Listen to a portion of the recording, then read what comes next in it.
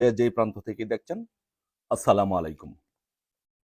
আজকের রাজনীতিতে একটি নতুন খবর এবং গরম খবর হচ্ছে যে আপডেট হচ্ছে যে ইউনূস আউট হতে যাচ্ছেন এবং একজন সাবেক মন্ত্রীর ছেলেকে কনফিডেন্সিয়াল রিজনে, সে নামটা বললাম না, তাকে প্রধান উপদেষ্টা করে নির্বাচনের জন্য নতুন উপদেষ্টা পরিষদ গঠন করা হচ্ছে।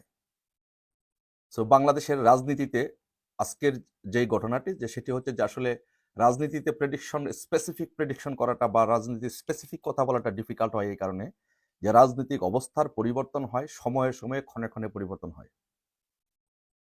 এর মধ্যে যে কতগুলো পূর্বের সিচুয়েশন ছিল, বহাল ছিল, তার মধ্যে নতুন একটি মাত্রা যোগ হয়েছে যে পূর্বের বিষয়গুলো ছিল যে শেখ হাসিনা বাংলাদেশে পুনর্বহাল হতে পারে, আওয়ামী লীগ সরকার পুনর্বহাল হতে পারে। এটা একটা খুব জোরালো একটা অপশন।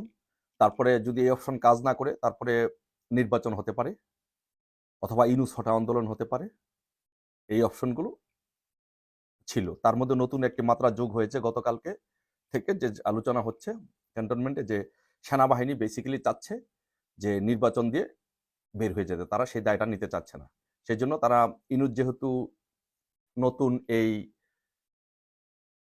পদ্ধতিটা মানছেন না, ইউনূস যেহেতু এই ক্ষমতায় থাকতে চাচ্ছেন, তার ক্ষমতা দীর্ঘায়িত করতে চাচ্ছেন, নতুন রাজনৈতিক দল করে তাদের সাথে থাকতে চাচ্ছেন, তার ক্ষমতাকে দীর্ঘায়িত করতে চাচ্ছেন, সেজন্য সেনাবাহিনী এই দায়টা নিতে চাচ্ছে না। কারণ সেনাবাহিনী দিন শেষে মনে করে যে আওয়ামী লীগের বিরুদ্ধে গিয়ে বা আওয়ামী লীগ বিএনপি এই দুইটা রাজনৈতিক দলের বিরুদ্ধে গিয়ে টিকে থাকা সম্ভব নয়। টুডে অর টুমোরো তাদের যে, আপনি যদি প্রেসিডেন্ট দেখেন, যে তাদের পূর্ব যে আগের অতীত ইতিহাস যদি দেখেন, যে সেনাবাহিনীর অতীত ইতিহাস ভালো নয়। যারাই অকাম কুকাম করেছে তাদের সবাইকে কঠিন শাস্তির মুখোমুখি হতে হয়েছে। দেখেন আজকে মঈনুদ্দিন ফখরুদ্দিনের অবস্থা দেখেন, বা তাদের পূর্বে যারা ছিল তাদের অবস্থা দেখেন যে কি হয়েছে। তো সেই ইতিহাস থেকে শিক্ষা নিয়ে সেনাবাহিনী চায় না যে রাজনৈতিক দল, বিশেষ করে আওয়ামী লীগ বিএনপির মতো বড় রাজনৈতিক দলগুলোর সাথে তারা দ্বন্দ্বে জড়াতে চায় না, কারণ অবশ্যই তারা পানিশমেন্টের মুখোমুখি হবে। তো সেই জন্য যেটা করতে চাচ্ছে যে ইউনূস চাচ্ছে ক্ষমতা থাকতে, সেনাবাহিনী চাচ্ছে নির্বাচন দিয়ে দিতে। এই দুই দ্বন্দ্বের মধ্যে গতকাল রাত্রে কিন্তু সেনাবাহিনী ক্যান্টনমেন্টের ভিতরে কিন্তু গুলির শব্দ শোনা গিয়েছে, গুলির আওয়াজ শোনা গিয়েছে। সেনাবাহিনীর ভিতরে প্রচন্ড পরিমাণে ২-৩টা গ্রুপ সক্রিয়, তা যে কোনো মুহূর্তে সেই ৭৫-এর মতো বিদ্রোহ পাল্টা বিদ্রোহ, অভ্যুত্থান পাল্টা অভ্যুত্থান, এগুলোর মতো সিচুয়েশন হতে পারে। সেই সিচুয়েশন এড়ানোর জন্য, দেশকে নির্বাচনমুখী করার জন্য সেনাবাহিনী, বিশেষ করে ওয়াকারুজ্জামান চাচ্ছেন যে নির্বাচন দিয়ে উনি বের হয়ে যেতেন। কিন্তু ইউনূস যেহেতু উনি চারিত্রিক বৈশিষ্ট্য হচ্ছে ফেসিস্ট, যেহেতু উনি বাংলাদেশে জঙ্গিবাদকে উত্থান করতে চান, জঙ্গিবাদকে মদত দিতে চান, জঙ্গিবাদী স্টাইলে রাষ্ট্রটা চালাতে চান, সেই জন্য উনি চান যে উনি থাকতে, রাষ্ট্র ক্ষমতা দখল করে রাখতে। কিন্তু সেনাবাহিনী সেটা চাচ্ছে না, যার জন্য সেনাবাহিনীর সাথে ইউনূসের দ্বন্দ্বর আকারটা ডে বাই ডে প্রকট আকার ধারণ করছে। তো সেই প্রেক্ষাপট থেকে নতুন আপডেট হচ্ছে যে সেনাবাহিনী চাচ্ছে একটি নতুন তত্ত্বাবধায়ক সরকার ঘোষণা করতে, নতুন তত্ত্বাবধায়ক সরকার এনে তাদের অধীনে নির্বাচন দিয়ে তারা বের হয়ে যেতে।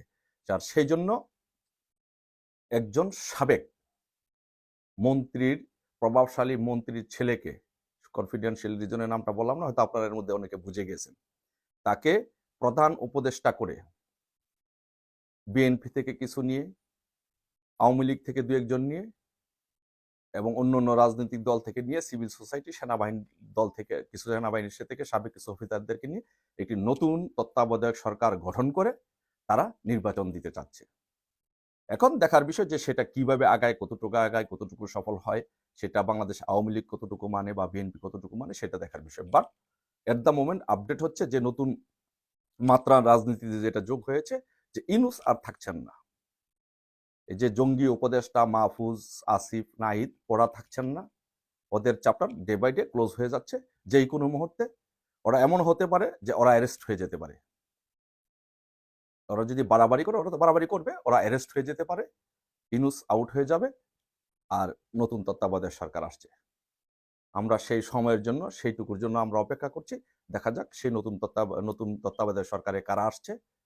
আর যদি সেটি ফেল করে, তাহলে অপশন হচ্ছে সেনাবাহিনী ক্ষমতা নিয়ে নিতে পারে, সেটাও আরেকটা অপশন। সো দেখা যাক, এখন আমরা অপেক্ষায় আছি যে ক্যান্টনমেন্টের ভিতরে প্রচন্ড পরিমাণে এগুলো নিয়ে ঝামেলা হচ্ছে। এগুলো কোন দিকে মন নিচ্ছে, এগুলোর জন্য আমরা অপেক্ষা করছি। আপনারা সবাই অপেক্ষা থাকুন, ইনশাল্লাহ বিজয় আমাদের সুনিশ্চিত। যে কোনো ফর্মেটই আসুক, যাই আসুক না কেন, আমাদের মাঠে প্রস্তুতি নিয়ে থাকতে হবে। কেউ আমাদেরকে ক্ষমতা বসিয়ে দিতে পারবে না। বাংলাদেশের জনগণকে আমাদেরকে ক্ষমতা বসাইতে হবে। আমরা জনগণের জন্য কাজ করতে হবে।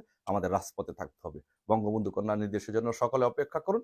নির্দেশ দেওয়ার সাথে সাথে ইনশাল্লাহ সবাই রাজপথে নেমে পড়ুন। জয় বাংলা, জয় বঙ্গবন্ধু শেখ হাসিনা তে আস্থা।